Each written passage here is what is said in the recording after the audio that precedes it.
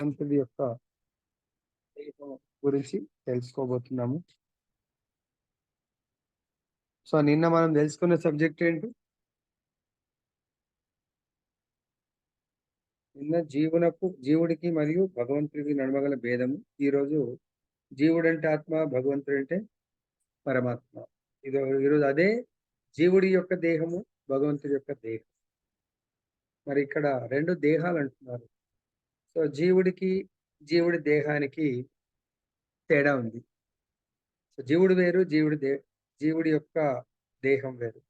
అదేవిధంగా భగవంతుడి యొక్క దేహము మధ్య ఎటువంటి తేడా ఉండదు. అది మనం చూద్దాం.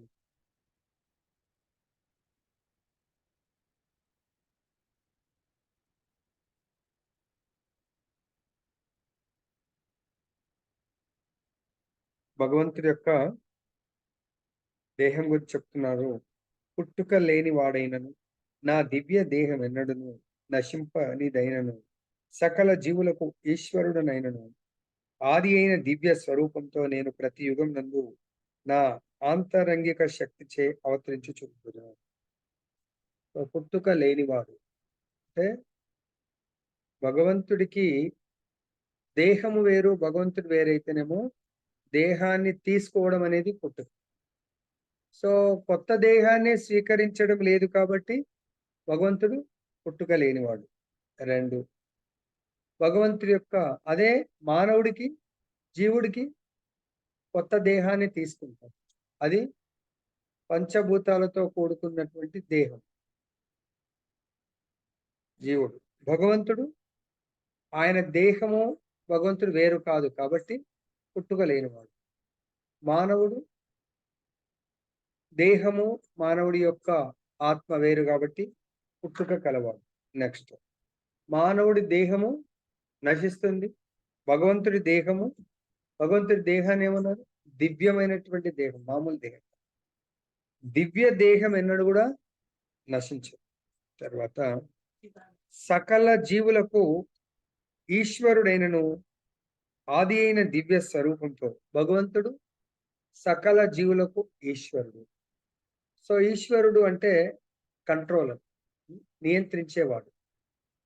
భగవంతుడు మనందరం కూడా భగవంతుడి అంశాలం కాబట్టి మనం కూడా కొంతవరకు నియంత్రించే గుణం ఉంది భగవంతుడిలాగా. భగవంతుడు నియంత్రణ చేసేవాడు, మనం కూడా నియంత్రణ చేస్తాం. ఇది ఆత్మ స్వరూపం. భగవంతుడు పరమాత్మ కాబట్టి ఆ పరమాత్మ ఈ సృష్టి మొత్తాన్ని నియంత్రిస్తాడు.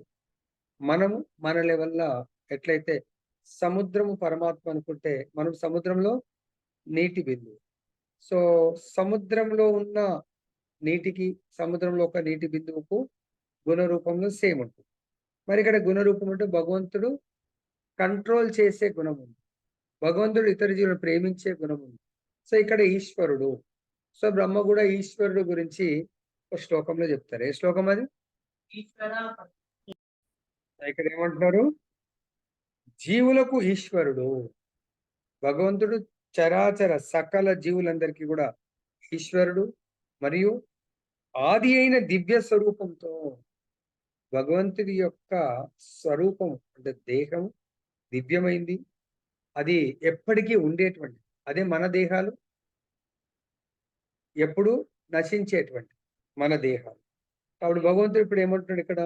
నేను ప్రతి యుగమునందు కూడా నా ఆంతరంగిక శక్తిచే అవతరించున్నాడు. జన్మ తీసుకోడు భగవంతుడు, అవతరించడము అంటే ప్రత్యక్షం అవ్వటము. మనము జన్మ తీసుకుంటాం. ఓకే, భాష్యంలో ఇంకా డీటెయిల్ భాష్యంలో శ్రీకృష్ణ భగవానుడు తన జన్మ ఎందలి ప్రత్యేకతను గూర్చి పలుకుచున్నాడు. అతడు సాధారణ మానవుని వలె గోచరించినను తన పూర్వపు జన్మల యందు జరిగిన విషయములన్నింటినీ జ్ఞప్తి అందించుకొనును. కానీ సామాన్య మానవుడు కొద్ది గంటలకు పూర్వము తాను చేసిన దానిని కూడా జ్ఞప్తి అందించుకొనలేడు. ఎవరైనా గడిచిన దినమునందు సరిగా అదే సమయమున ఏమి చేసిదివని ప్రశ్నించినచో వెంటనే సమాధానం ఇచ్చుట సామాన్య మానవునికి ఎంతో కష్టం. క్రిందటి రోజున అదే సమయమున తానేమి చేయుచుండెనో గుర్తు తెచ్చుకున్నటకు అతడు ఎంతగానో యత్నింపవలసి వచ్చును. అయినప్పటికీ కొందరు మానవులు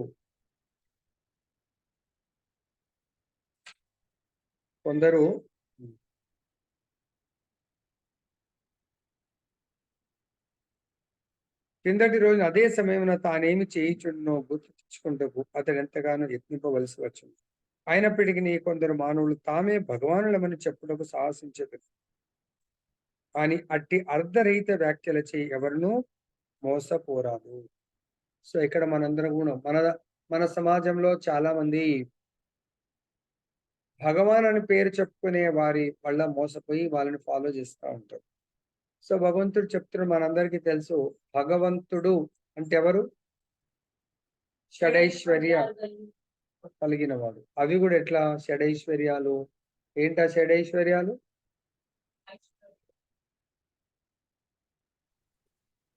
సౌందర్యం, సర్వ సంపదలు, సర్వశక్తి, సర్వ యశస్సు, సర్వ సౌందర్యం, సర్వ జ్ఞానం, సర్వ వైరాగ్యం. Prabhuji, Guruji, Hare Krishna. Very nice Prabhuji, good. Thank you Prabhuji. ఏమన్నా మిస్ అయ్యా ప్రభుజీ? అన్ని వచ్చినాయా? షడైశ్వర్యాలు వచ్చింది గురుజీ. ఆరు కీర్తి రాలే గురుజీ. హరే కృష్ణ. కీర్తి, కీర్తి, సర్వ యశస్సు అంటే కీర్తినే. ఓకే ఓకే, యశస్సు, కీర్తి. Okay okay, right. Hare Krishna. Very good ప్రభుజీ, సీక్వెన్స్ కరెక్ట్ చెప్పారు. సో కాబట్టి ఇక్కడ మనం ఎవరినన్నా ఈ కలియుగంలో చాలా మంది భగవంతులు పుట్టుకొని వస్తూ ఉంటారు. మరి భగవంతుడు ఏమన్నాడు ఇక్కడ? ఆయన షడైశ్వర్య సంపన్నుడు. అంతేకాకుండా జస్ట్ నిన్న ఎగ్జాక్ట్ గా ఇప్పుడు 7:20కి మనం ఏం చేస్తున్నామో చెప్పాలంటే ఎగ్జాక్ట్ గా చెప్పలేము, కానీ భగవంతుడు కొన్ని లక్షల కోట్ల సంవత్సరాల కింద కూడా ఏం జరిగిందో యాజ్ గా చెప్తా ఉన్నాడు. సో మరి అటువంటిప్పుడు ఎవరైతే నేను భగవంతుని అంటున్నాడో ఆయన 80 సంవత్సరాలు నడవలేకపోతున్నాడు, వేరే వాడు పట్టుకొని నడిపించవలసి వస్తుంది. అంటే వాళ్ళ దేహము దేనికి ఎఫెక్ట్ అయింది? ముసలితనానికి.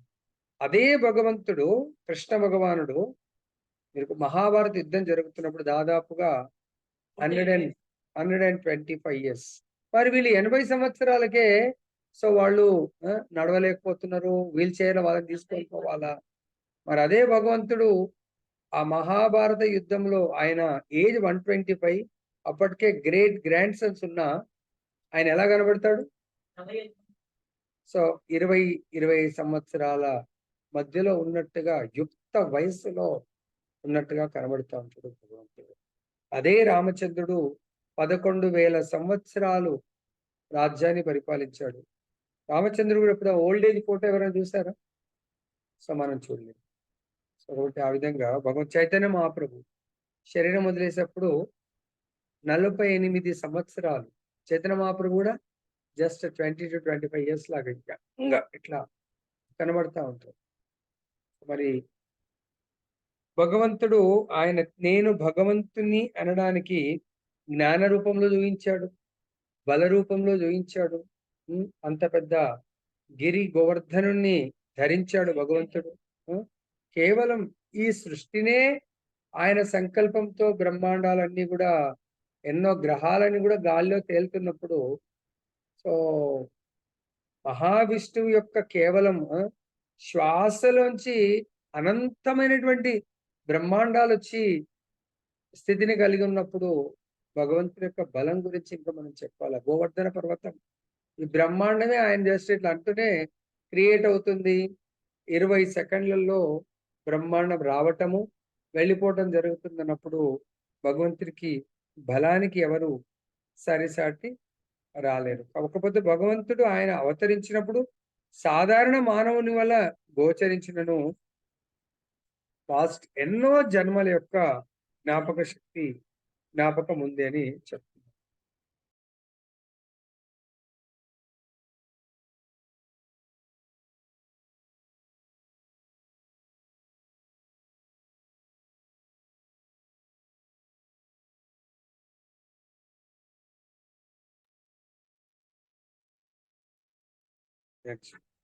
అయినప్పటికీ కొందరు తర్వాత ఇక్కడ భగవానుడు తన ప్రకృతిని లేక తన దివ్య రూపమును గూర్చి వివరిస్తున్నాడు. ప్రకృతి అనగా స్వభావము లేక స్వరూపము. తాను తన దివ్య దేహంతో అవతరించునని భగవానుడు తెలుపుచున్నాడు. సామాన్య జీవుడు ఒక దేహము నుండి వేరొక దేహమునకు మార్పు చెందినట్లుగా భగవానుడు తన దేహమును మార్చడు. సామాన్య జీవుల యొక్క దేహము 6 రకాలైనటువంటి మార్పులు చెందుతుంది. ఒకటి, భౌతిక దేహాన్ని తీసుకోవడము అంటే జన్మ. ఈ భౌతిక దేహం ఏదైనా కూడా జన్మించిందంటే పెరగడము సహజము, పెరుగుతుంది. 3వ మార్పు కొంతకాలం అలా పెరిగి ఆగిపోతుంది. 4వ మార్పు ఆ దేహము ఇంకొక దేహానికి జన్మనిస్తుంది. 5వ మార్పు స్లోగా క్షీణిస్తుంది, తర్వాత నశిస్తుంది. ఇది మానవ దేహము ఆర్ భౌతిక దేహము. మానవులే కాకుండా ఇంకా వేరే 5 రకాల సంఘాలు ఉన్నాయి కాబట్టి అవన్నీ కూడా ఈ 6 రకాల మార్పుల్ని చెందుతాయి. తర్వాత అదే భగవంతుడు ఇటువంటి మార్పు రహితమైనటువంటి వాడు అని మనకు ఈ యొక్క శ్లోకంలో బోధిస్తున్నారు. సామాన్య జీవుడు ఒక దేహం నుండి ఈ మార్పు నశించిపోయిన తర్వాత నెక్స్ట్ ఏంటి, ఇంకొక దేహాన్ని స్వీకరిస్తారు. ఇంకో దేహం ఎలా వస్తుంది, తన యొక్క కర్మానుసారంగా ఈ జన్మలో చేసినటువంటి కర్మలు నెక్స్ట్ లైఫ్ ఆల్రెడీ మనకు సంచిత కర్మల రూపంలో వెయిటింగ్ ఉన్నాయి అనుకోండి, నెక్స్ట్ లైఫ్ అవి ఇమ్మీడియట్ గా అనుభవించే వాటిని ప్రారంధం అంటారు. ఆ ప్రారంధ కర్మలు ఈ జన్మలో చేసినవి next waiting, you are in a queue, waiting list లోకి వెళ్ళిపోతాయని. దాని కొరకే ఆ సంచిత కర్మలను, ప్రారంధ కర్మలను అనుభవించడానికి కొరకు మనము త్రిగుణాలతో కూడుకున్నటువంటి దేహాన్ని తీసుకోవాల్సి వస్తుంది. ఎప్పటి వరకు తీసుకుంటాము, ఎప్పటి వరకైతే జీవుడు భగవంతుడికి సంపూర్ణ శరణాగతి పొందడో అప్పటి వరకు మన సంచిత ఆగామి ప్రారంధ కర్మలు అవి కంటిన్యూ అవుతా ఉంటాయి. ఒక జన్మ తీసుకున్నాం, దాంట్లో చేసిన కర్మలు వెయిటింగ్కి వెళ్ళిపోతాయి. నెక్స్ట్ జన్మ తీసుకున్నాం, దాంట్లో చేసిన ఇలా మనము ఏమంటారు, ఒక గిర్నీలో ఫస్ట్ బియ్యం వేస్తే తెల్లపిండి వస్తుంది, ఇంకా అవి అయిపోకముందే పైన ఇంకోటి ఏదైనా వేసారనుకోండి, రాగులు వేస్తే దీని తర్వాత రెడ్ కలర్ పిండి వస్తుంది. దాని తర్వాత దాన్ని ఏమంటారు, ఇంకా జొన్నలు వేస్తే అది ఆ పిండి వస్తుంది. అలాగే సపోజ్ మక్కలు వేశారనుకోండి, అది ఎల్లో కలర్ పిండి వస్తుందా, వైట్, రెడ్, ఎల్లో. సో అదేవిధంగా మన కర్మలు కూడా ఒకదాని తర్వాత ఒకటి వస్తూ ఉంటాయి. ఎప్పటి వరకు, సపోజ్ అలా నడుస్తుంది, అనుకోకుండా కరెంటు పోయింది, ఏమైతే వస్తుందా, కంప్లీట్ ఆగిపోతుంది. అలానే ఉంటాయి. అలానే మన కర్మలు కూడా ఎప్పుడైతే భగవంతుడికి సంపూర్ణ శరణాగతి పొందుతామో, so everything will be stop or burn to ashes. ఆ కర్మలన్నీ కూడా కాలి బూడిదైపోతుంది. ఇంకా అవి ఒకసారి ఏదైనా చెట్టుని కాలబెట్టండి, ఇంకా మొలకెత్తుతుందా, జస్ట్ కొట్టేస్తే మళ్ళీ నీళ్ళు వస్తుంది, మళ్ళీ చిగురొచ్చి మొలుస్తూ ఉంటుంది. కానీ అదే దానికి కాలబెట్టి దాని మీద ఇంకా వీలైతే యాసిడ్ లాంటివి పోసేస్తే కంప్లీట్ గా అది నశించిపోతుంది. అలానే ఎవరైతే భగవంతుడికి సంపూర్ణ శరణాగతి పొందుతారో భగవంతుడు ఆ కర్మలన్నిటిని కూడా అక్కడితో సమాప్తం చేస్తాడండి. నెక్స్ట్ ఇక్కడ బద్ధజీవుడు ప్రస్తుత జన్మను ఒక రకమైన దేహమును, మరుసటి జన్మను మరొక రకమైన దేహమును పొందవచ్చు. అనగా భౌతిక జగత్తునందు జీవుడు స్థిరమైన దేహమును కలిగి ఉండడు. మన దేహము స్థిరమైంది కాదు, మార్పులతో కూడుకున్నటువంటిది. ఈ లైఫ్ లో మేబీ నేను ఒక రకంలాగా ఉండొచ్చు శరీరం. అందుగురించే దయచేసి ఎవరు కూడా ఇతర దేహాల మీద మనము అసూయ, ఈర్ష్య పెంచుకోకండి. ఇతర దేహం ఏంటంటే త్రిగుణాలతో కూడుకుంది కాబట్టి కొన్ని సందర్భాల్లో తామసిక గుణం మనకు భగవద్గీతలో కూడా వచ్చింది. అంటే ఒక డేలోనే ఈ దేహము 3 రకాల మార్పులు చెందొచ్చు. పొద్దున బ్రహ్మముహూర్తంలో సాత్వికంగా ఉంటుంది, డే టైంలో రాజసికంగా ఉంటుంది, రాత్రి అవుతే తామసికంగా మారొచ్చు, లేదంటే మిక్స్డ్గా. ఆ విధంగా సో దేహములో మార్పులు వస్తాయి, ఆత్మలో మార్పు రాదు. కాబట్టి దేహం ఎప్పుడైనా ఇప్పుడు మనమే ఉన్నాం, మనతో ఇతర దేహము ఇష్టమున్నట్టు బిహేవ్ చేస్తే ఆ దేహంతో మన శత్రుత్వం పెంచుకొని ఇంకా శాశ్వతంగా వాళ్ళతో మాట మర్యాద ఏమీ లేకుండా చేయకండి. మేబీ సమ్ టైమ్స్ ఆ దేహములో ఉన్నటువంటి కర్మ ఫలము కొన్నిసార్లు మిస్బిహేవ్ చేయొచ్చు. మన కంప్యూటర్స్ కూడా అప్పుడప్పుడు మిస్బిహేవ్ చేస్తాయి. మన యొక్క మొబైల్ కూడా మిస్బిహేవ్ చేయొచ్చు. మనము కొత్త కారు కొంటే ఆ కారు యొక్క బ్రేక్ ఫెయిల్ అయిపోయి ఉండొచ్చు. సడన్ గా అనుకోకుండా టూ వీలర్ అయితే క్లచ్ వైర్ తెగిపోవచ్చు. అంత మాత్రాన వెహికల్ మొత్తాన్ని ఇచ్చేస్తామా? రిపేర్ చేయించుకుంటాం. అదే ఇన్ని వింటున్నా కూడా చాలా మంది ఆ సందర్భం వస్తే ఇమ్మీడియట్ గా ద్వేషిస్తున్నాం ఇతరుల్ని. వాళ్ళపైన ఈర్ష్య, అసూయ పడతా ఉంది. అలా పడితే మన యొక్క నాలెడ్జ్, కృష్ణుడు ఎవరైనా ద్వేషిస్తాడా? అంత దుర్యోధనుడు ఉన్నాడు, ద్వేషించలే. మన పనిష్మెంట్ ఇచ్చాడు సమయం వచ్చినప్పుడు. భగవంతుడు పనిష్మెంట్ ఇచ్చాడు. భగవంతుడు పనిష్మెంట్ ఇస్తాడు. కానీ భగవంతుడి యొక్క శుద్ధ భక్తులు ఈవెన్ పనిష్మెంట్ కూడా కోరుకోరు. కోరుతారా? ఎగ్జాంపుల్ ఎవరు? Draupadi. Very good, wonderful. Draupadi తన యొక్క 5 కుమారులను చంపినటువంటి అశ్వత్థామని, అది కూడా భగవంతుడు ద్రౌపది శుద్ధ భక్తురాలు, సాధ్వి, మహాసాధ్వి. వీళ్ళు 5 పేర్లు రోజు పొద్దున ప్రాతకాల సమయంలో తీసుకుంటే కూడా స్పెషల్ గా మాతాజీలు పరమ పవిత్రంగా మారిపోతారంట, మహాసాధ్వులుగా మారుతారు. అందరం తీసుకొని దగ్గర వాళ్ళే. పాండవుల పేరు మొన్న కూడా నేను చెప్పిన అనుకుంటా. అర్జునుడి పేరు తీసుకుంటే ఏమవుతుంది, ధర్మరాజు పేరు తీసుకుంటే, భీముడి పేరు తీసుకుంటే మహాపాతకము నశిస్తుంది. అలాగే ఈ 5 మహాసాధ్వులు ఎవరు? 5 ద్రౌపది, మండోదరి, తారక, కుంతి, తర్వాత 5 అయిందా? సీత, సీతమ్మ తల్లి. సీతమ్మ వారు కాదు, సీతమ్మ వారు జగజ్జనని అమ్మ. అహల్యనా? సీతమ్మ వారు జగజ్జనని. ఆమె వీళ్ళ కేటగిరీలోకి ఎక్కడ వస్తుంది మంది? ఈ 5 అంటే భగవంతుడు వీళ్ళ గొప్పదనాన్ని సమయం వచ్చినప్పుడు తెలియపరుస్తాడు. వాళ్ళే అని కాదు, మన భక్తుల్లో కూడా భగవంతుడు మన యొక్క గుణగణాన్ని గ్లోరిఫై చేయడానికి కొన్నిసార్లు లీలలు చేస్తా ఉంటాడు. అప్పుడు ద్రౌపదిని యొక్క గొప్పది, ఆమె లోపల ఉన్నది తెలియపరచడానికి ఏడుస్తుంది, రోధిస్తుంది. అప్పుడు అర్జునుడికి చెప్తాడు, ఆ అశ్వత్థామని పట్టుకొచ్చి ద్రౌపది ముందు, ద్రౌపది ఏ పనిష్మెంట్ కోరుకుంటే ఆ పనిష్మెంట్ ఇస్తాము, అప్పుడు ద్రౌపది శాంతిస్తుంది అంటాడు. సరే అని చెప్పి ఇద్దరు కలిసి వెళ్ళి పట్టుకొని వస్తారు. పట్టుకొని వచ్చి అప్పుడు కృష్ణుడు అంటాడు, అర్జున్ సంహరించిరని అంటాడు. అప్పటికే రథాన్ని కట్టుకొని తీసుకొని వస్తారు. వాడి యొక్క దుర్దశ చూసి కుంతిమారని అర్జునుని మీద చాలా కోపం చేస్తుంది. ఎందుకు నువ్వు అలా చేసావు? మనము గురు పుత్రుడు అంటే గురువు లాగానే భావించాలి. So there is no difference between guru and guru son. ఇప్పుడు నువ్వు ఈ పనిష్మెంట్ గురువుకి ఇచ్చినట్టే, ఆయనని సంవరిస్తే నేను ఎలా నా కుమారులు లేక ఏడుస్తున్నాను, సో గురు పత్ని కూడా ఆ విధంగానే ఏడుస్తుంది.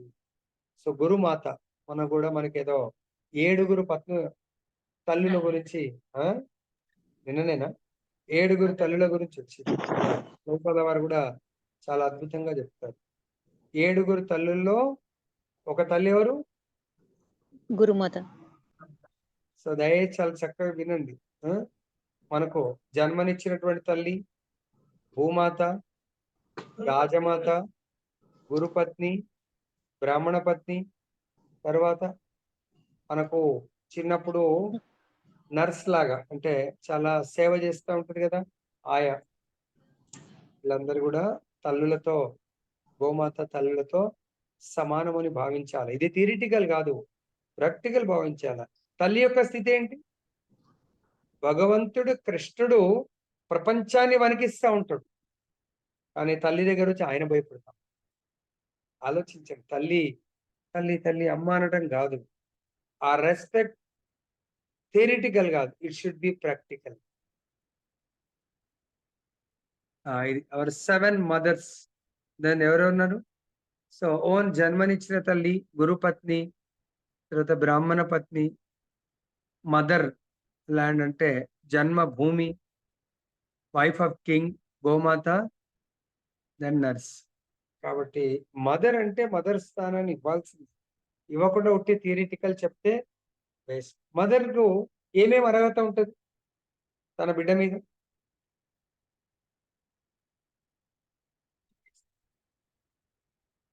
శిక్షించే అధికారం ఉంటుంది కదా. వెరబల్ గా అవసరం అనుకుంటే యశోదమాత గారి కర్ర తీసుకొని కృష్ణుడు వెంబడి పడ్డట్టుగా కృష్ణుడు యాక్సెప్ట్ చేస్తాడు దాన్ని కూడా. అర్థమైందా? భయానికే భయం పుట్టించేటువంటి భగవంతుడు యశోదమ్మకు భయపడతా ఉన్నాడు కర్ర తీసుకొని. ఆలోచించి.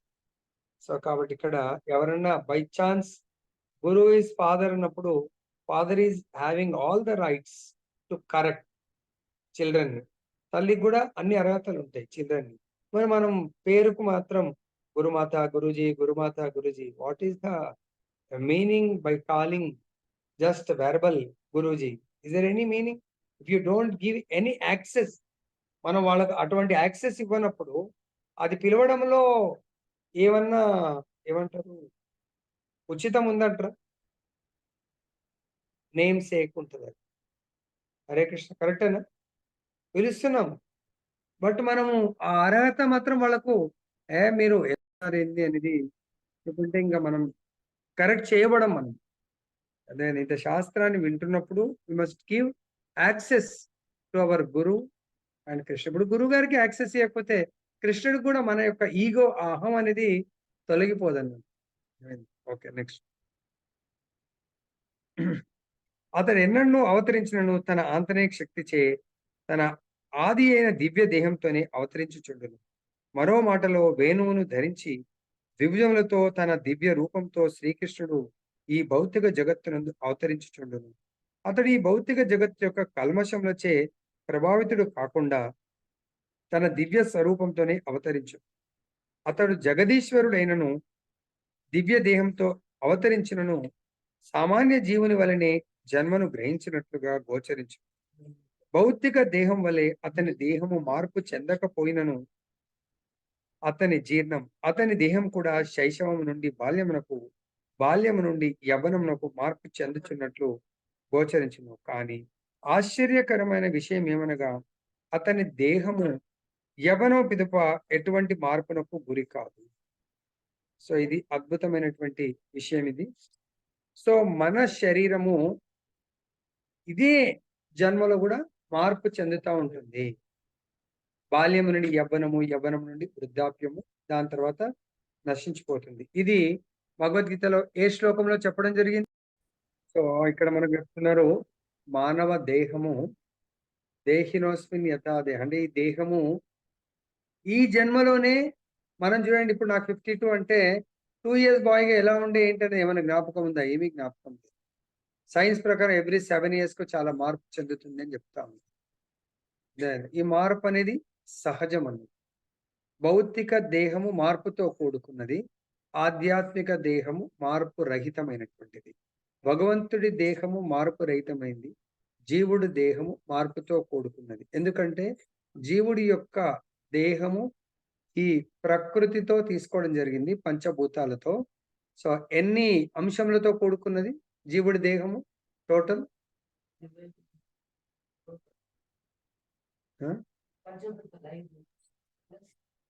హరే కృష్ణ గురుజీ, 24 అంశాలు గురుజీ. Very good Prabhuji, 24 అంశములు. ఎన్ని ఇంద్రియాలతో కూడుకున్నది? 5 జ్ఞానేంద్రియాలు, 5 కర్మ, చెప్పండి. మనస్సు,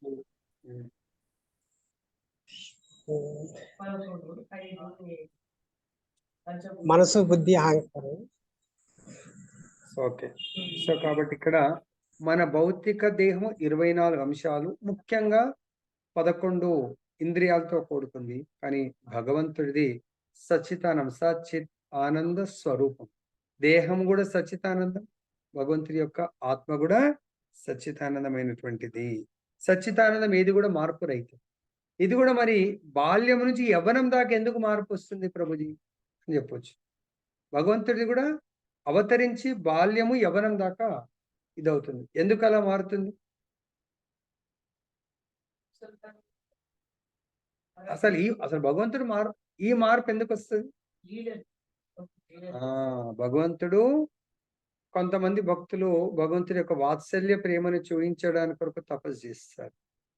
సో ఆ వాత్సల్య ప్రేమ అనుభవించాలంటే బాల్యలీల చేయాలి.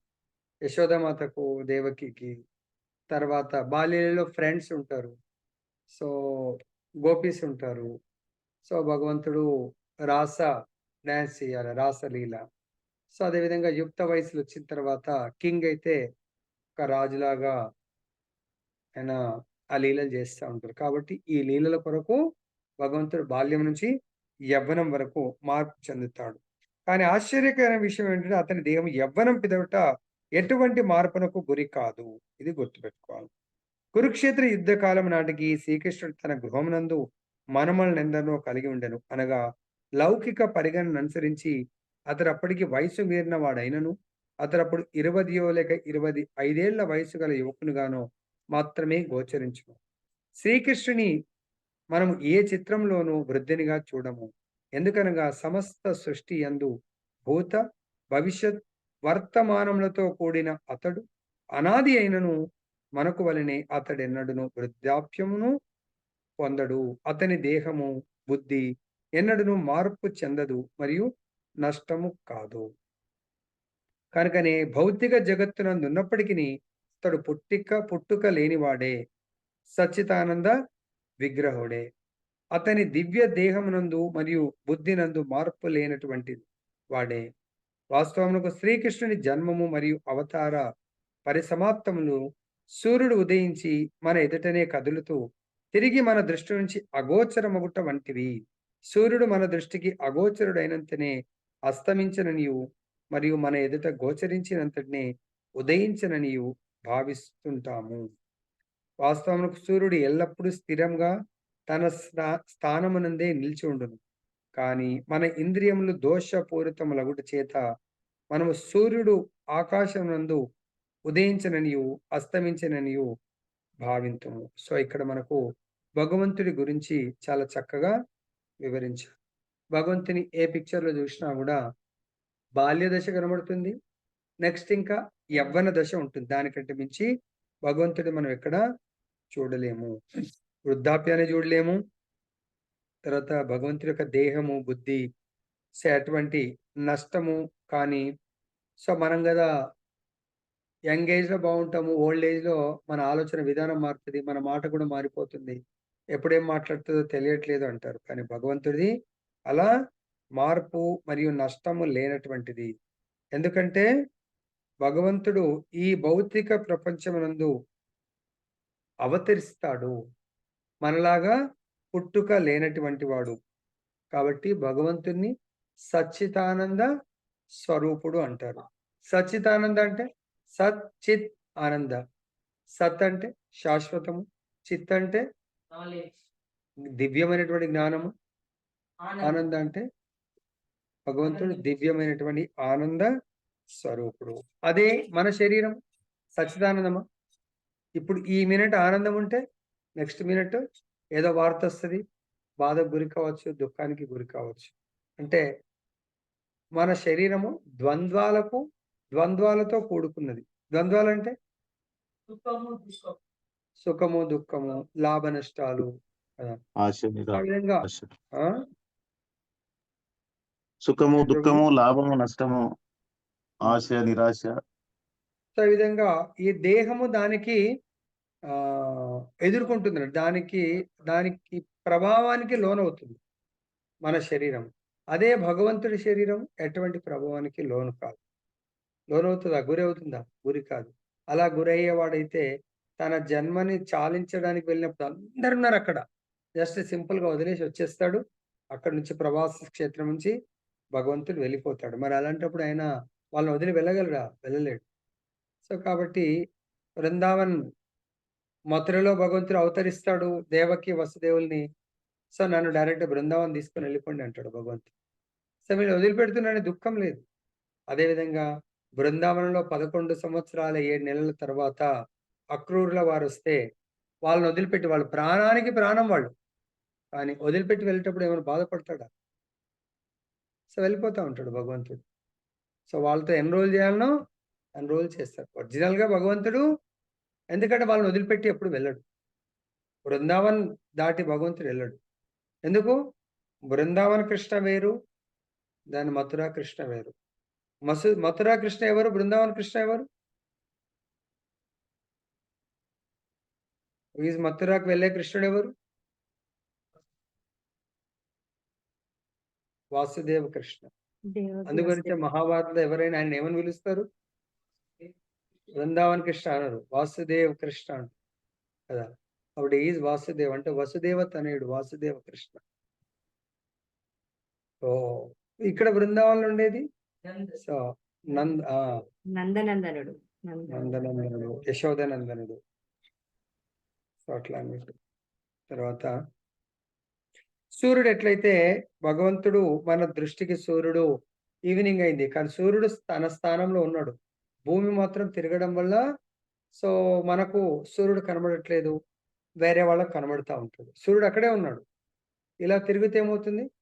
సో ఎవరైతే సూర్యుడికి ఎదురుగా వచ్చారో వాళ్ళకి సూర్యుడు కనబడతాడు, బ్యాక్ సైడ్ వెళ్ళారో వాళ్ళకి కనబడదు. మళ్ళీ నెక్స్ట్ ఒక సైడ్ సూర్యుడు, ఇంకో సైడ్ చంద్రుడు అనుకుంటే ఇలా తిరిగినప్పుడు సో మనకు సూర్యుడు కనబడ్డప్పుడు వేరే వాళ్ళకు చంద్రుడు, సో వాళ్ళకు సూర్యుడు కనబడ్డప్పుడు మనకు చంద్రుడు. అలాగే ఈ భగవంతుడు కూడా సో ద్వాపర యుగ లీలలో మనకు ఈ బ్రహ్మాండంలో ఉండొచ్చు, నెక్స్ట్ ఇంకో బ్రహ్మాండంలో కనబడతా ఉంటారు భగవంతుడు. సూర్యుడు అస్తమించడం ఉదయించడం ఎలానో భగవంతుడు కూడా, సూర్యుడు ఇప్పుడు కనబడతలేడు అంటే ఆయన చనిపోయాడు అంటాము, అస్తమించాడు, కనబడకుండా పోయాడు అంటాం, అంతే తప్ప భగవంతుడు కూడా అదే విధంగా. శ్రీకృష్ణ భగవాని అవతార అంతర్ధానములు సామాన్య జీవనుల జననము అస్తమయములకు పూర్తిగా భిన్నములకు చేత అతడు తన ఆంతరంగిక శక్తి కారణముగా సచ్చిదానంద స్వరూపుడనియు మరియు భౌతిక ప్రకృతి చేత ప్రభావితుడు కాబోడనియు నిరూపితమగుచున్నది. అది భౌతిక ప్రకృతి అంటే ఈ ప్రకృతి నియమావళి ఉంటుంది అన్నట్టు. మన యొక్క లాస్ట్ లైఫ్ కర్మ ఫలాలను అనుభవించడానికి ఈ ప్రకృతి మనకు దేహాన్ని ఇస్తుంది. సో ఈ దేహం ఏంటంటే ఈ ప్రకృతిలో మార్పులకు ప్రభావితం అవుతుంది. భగవంతుడు ఈ ప్రకృతికి అతీతుడు, గుణాతీతుడు, భగవంతుడు నిర్గుణుడు భగవంతుడు. కాబట్టి భగవంతుడు వీటికి ప్రభావితము కాడు. ప్రకృతి భగవంతుడి యొక్క అధీనంలో ప్రకృతి ఉంటుంది, ప్రకృతి అధీనంలో భగవంతుడు ఉన్నాడు. మనకు భగవద్గీతలో కూడా ఒక శ్లోకం ఉంది కదా, ఏంటి ఆ శ్లోకం? ప్రకృతి నా అధీనంలో ఉంటుంది అనడానికి ఒక శ్లోకం ఉంది కదా, జస్ట్ ఒక సెంటెన్స్ చెప్తే కూడా ఓకే.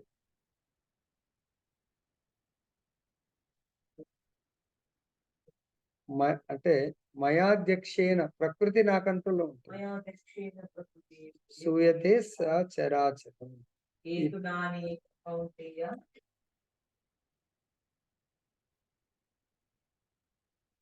జగత్ విపరీత. హరే కృష్ణ.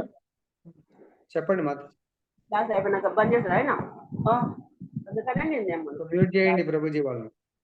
సో కాబట్టి భగవంతుడు ఇక్కడ ఏం చెప్తున్నాడంటే ఈ ప్రకృతే భగవంతుడి కంట్రోల్లో ఉంటుంది. ప్రకృతి మీన్స్ ప్రకృతి అంటే ప్రభుజీ పోస్టులు అందరూ హరే కృష్ణ. ఇంకో ఈ కలర్ ఉండాలి.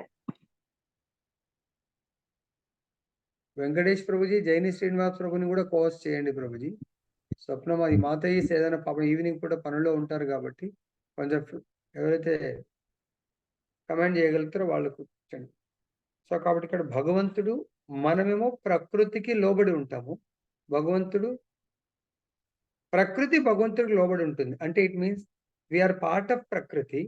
మనం కూడా భగవంతుడికి లోబడి ఉండవలసిందే. ఎందుకు? భగవంతుడు ఈశ్వరుడు, ఈశ్వర పరమకృష్ణ సచిదానంద విగ్రహ అనాదిరాదిర్ గోవింద సర్వకారణ. అంటే ఈ సృష్టిలో ప్రతి కారణానికి కారణభూతుడు భగవంతుడు. సో అదే అన్నట్టు. శ్రీకృష్ణుడు తన తల్లి ఎదుట చతుర్భుజంతో మరియు షడైశ్వర్య సంపన్నమైన అలంకరణలతో దర్శనమిచ్చినని శ్రీమద్ భాగవతం తెలుపుతుంది. అతడు తన ఆది అయిన మూల రూపంతో అవతరించుట జీవులపై అతనికి గల అవ్యాజ కృపయే అందులకు కారణం. తద్వారా వారు వివిధ మానసిక కల్పనల చేతను భావనల చేతను మాయావాదులు తప్పుగా ఊహించే రూపంలో కాకుండా దేవాది దేవుని యథార్థ రూపమనే జీవులు ధ్యానించు అవకాశము కలుగును. విశ్వకోశ నిఘంటువును అనుసరించి ఆత్మమాయ అనగా భగవానుని అవ్యాజ కృపాని భావము. శ్రీకృష్ణ భగవానుడు తన పూర్వ అవతారములను మరియు వాటి అంతర్ధానములను ఎరిగి ఉండును. సో ఇక్కడ భగవంతుడు, ఎందుకంటే ఆయన జన్మ తీసుకొని మనము మర్చిపోగలుగుతున్నాం, భగవంతుడు మర్చిపోలేకపోతున్నాడు. ఎందుకంటే మనం ఈ శరీరాన్ని వదిలిపెట్టగానే శరీరంతో పాటు ఉన్నటువంటి మంచి చెడుల జ్ఞాపకాలన్నీ కూడా మనం మర్చిపోతాము. భగవంతుడు శరీరాన్ని వదిలిపెట్టాడు కాబట్టి భగవంతుడికి మరుపు ఉండదు. అదేవిధంగా ఇక్కడ మహానారాయణ ఉపనిషత్తులో కూడా చెప్తున్నారు. భగవద్గీతలో ఏం ప్రూఫ్స్ ప్రభుపాద ఎలా రాశారో తెలియదు. చూడండి ఎంత అద్భుతంగా ఎక్కడెక్కడో శాస్త్రాలను కోట్ చేశారు. దేవాది దేవుడు పుట్టిక లేని వాడైనను అనేక అవతారములుగా జన్మించి చూడనని నిర్ధారించుతుంది. అదేవిధంగా పద్మపురాణం కూడా భగవానుడు జన్మించినట్లు గోచరించినను దేహాంతర పరిణామం లేని వాడై ఉండనని మనకు చెప్తుంది. మహానారాయణ ఉపనిషత్తు చెప్తుంది, పద్మపురాణం చెప్తుంది. భగవంతుడు పుట్టుక లేనివాడు, కేవలం అవతారం తీసుకుంటాడు. కానీ చూడడానికి మనలాగా జన్మించినట్టు అనిపించినా సో భగవంతుడి మనలాంటి జన్మ కాదు అని చెప్తున్నారు. సామాన్య జీవుడు నూతన దేహమును పొందినంతనే తన పూర్వపు దేహమును గూర్చి పూర్తిగా విస్మరించును. భగవానుడు ఈ భూమిపై నిలిచి ఉన్నప్పుడు అద్భుతములు మరియు మానవాతీతములైన కర్మలను చేయుట చేతనే భగవానుడు జీవులకు ప్రభు అని తెలుపబడెను. సో భగవంతుడు మనందరికీ ప్రభు ఏంటంటే మానవాతీతములైనటువంటి కర్మలు భగవంతుడు చేయడానికి, లీలలు చేయడానికి ఇక్కడ వస్తూ ఉంటాడు ఆ దివ్యమైనటువంటి దేహముతో. సో మనం అలా చేయలేము. సపోజ్ ఇప్పుడు భగవంతుడు కాబట్టి నరసింహం లాగా వచ్చాడు. సో మనం అలా జన్మ తీసుకోగలుగుతాము? We cannot take that life. అది కూడా పిల్లర్లోంచి నరసింహస్వామి ఎవరికైనా జన్మించాడు అన్నో, జస్ట్ పిల్లర్లోంచి భక్తుడు కోరుకున్నాడు, పిల్లర్లోంచి జన్మ తీసుకోవడం జరిగింది, అంటే అవతరించడం జరిగింది. కనుక భగవానుడు ఎల్లప్పుడూ పరతత్వమై ఉన్నాడు. అంతేకాకుండా అతనికి మరియు అతని రూపమునకు, గుణమునకును మరియు దేహమునకును మధ్య ఎట్టి భేదము లేకుండాను. సో భగవంతుడి రూపానికి మరియు భగవంతుడికి, ఇప్పుడు మనము మన రూపము వేరు, నేను అనే ఆత్మ వేరు, నేననే దేహం వేరు. ఎందుకంటే నేను పూర్వము ఎన్నో రూపాలను తీసుకున్నాను, జన్మలు తీసుకున్నాను. ఎన్నో రూపాల్లో ఎన్నో రకాలైనటువంటి దేహం ఉండొచ్చు. ఈవెన్ మానవులే కాకుండా వివిధ రకాలైనటువంటి దేహాలు కూడా తీసుకొని ఉండొచ్చు. చెట్లు చేమల జన్మది కూడా తీసుకొని ఉండొచ్చు. మన మానవ దాంట్లో కూడా మేల్ ఫీమేల్ జన్మలు కూడా తీసుకొని ఉండొచ్చు. సో మనకు తెలియదు కాబట్టి. కానీ భగవంతుడు అటువంటిది కాదు. భగవంతుడి రూపానికి మధ్య ఎట్టి భేదము లేదు. మనకు మన రూపానికి మధ్య భేదం ఉంది. కాబట్టే మనము ఈ రూపము ద్వారా కర్మలు చేస్తాం. మనకు ఎదుటి వ్యక్తికి నచ్చనటువంటి కర్మ చేస్తే ఆత్మనే, శరీరాన్నే ఆత్మ అనుకొని మనం ద్వేషిస్తాం. దయచేసి గమనించండి, ఆత్మ వేరు, శరీరం వేరు. ఈ శరీరము పాస్ట్ లైఫ్ లో ఉన్నటువంటి కర్మలను అనుభవించడానికి, ఆ కర్మలు చేయడానికి శరీరం ఉపయోగపడుతుంది. ఆత్మ బందీ అయింది కాబట్టి ఆ కర్మలను చేయవలసి ఉంటుంది. కాబట్టి ఆత్మ పట్ల మనం అందరం కూడా జాలి పడాల. కొన్నిసార్లు మిస్బిహేవ్ చేయొచ్చు, చెడు ప్రవర్తన ఉండొచ్చు. కాబట్టి ఆ దేహము చెడు ప్రవర్తన ఆ కర్మలను చేస్తూ ఉంటుంది. సో కాబట్టి ఇప్పుడు ప్రభుపాదుల వారు కూడా అమెరికా వెళ్ళి ఎటువంటి వాళ్ళని మార్చాడు? కంప్లీట్ గా 4 నియమాలను బ్రేక్ చేస్తున్నటువంటి దేహాలను ప్రాపర్ వేలో పెట్టాడండి.